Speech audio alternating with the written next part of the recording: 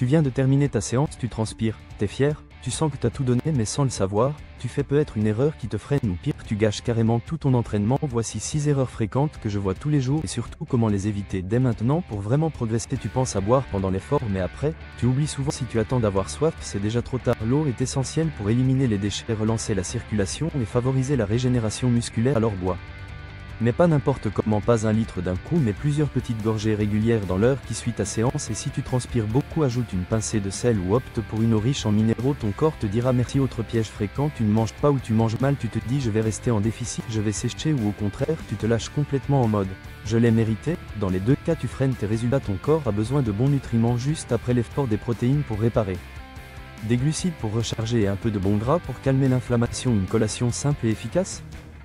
Yaourt nature, flocons d'avoine et quelques fruits rouges ou 2 avec une tartine complète et un fruit, c'est facile et c'est bien plus efficace que de rien prendre du tout. 3e erreur, tu t'assois, tu restes inactif, tu ne bouges plus, tu crois que la récupération commence en mode statique, mais en réalité ton corps a besoin de mouvements doux pour évacuer les déchets musculaires, sinon les courbatures s'installent, les jambes deviennent lourdes et la récupération prend 2 fois plus de temps. Alors juste après ta séance, marche doucement pendant 5 à 10 minutes ou fais quelques mobilisations articulaires lentes, tu verras la différence dès le lendemain. 4e erreur, tu respires mal ou tu ne respires plus du tout consciemment après l'effort. Ton cœur redescend mais ta respiration reste courte, superficielle, saccadée, et pourtant une bonne oxygénation est essentielle pour apaiser ton système nerveux et relancer tes fonctions de récupération. Alors prends 2 minutes, assieds-toi confortablement, inspire profondément par le nez, laisse ton ventre se gonfler et expire lentement par la bouche. Tu viens de donner à ton corps l'un des outils les plus puissants pour récupérer plus vite et avec plus de qualité. 5e erreur, tu fais des étirements au mauvais moment ou tu ne fais pas du tout de retour au calme. L'erreur ici, c'est de penser qu'un étirement brutal ou mal ciblé va t'aider alors qu'il peut au contraire aggraver une petite tension ou déséquilibrer ton système nerveux. Le bon retour au calme, c'est celui qui correspond à ta séance. Tu as fait une séance intense? Marche, respire. Fais un automassage avec un rouleau ou une balle. Tu as fait une séance légère?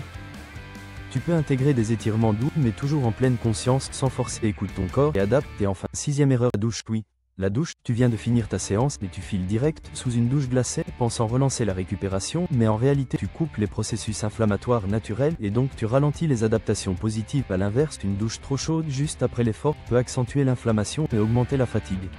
Alors que faire?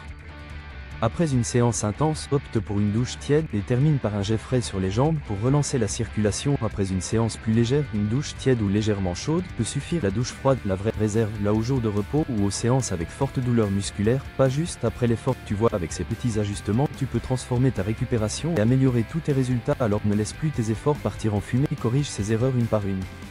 Et tu sentiras très vite la différence. Et si tu veux aller plus loin, tu peux télécharger gratuitement mon guide « Que manger avant et après ton entraînement ».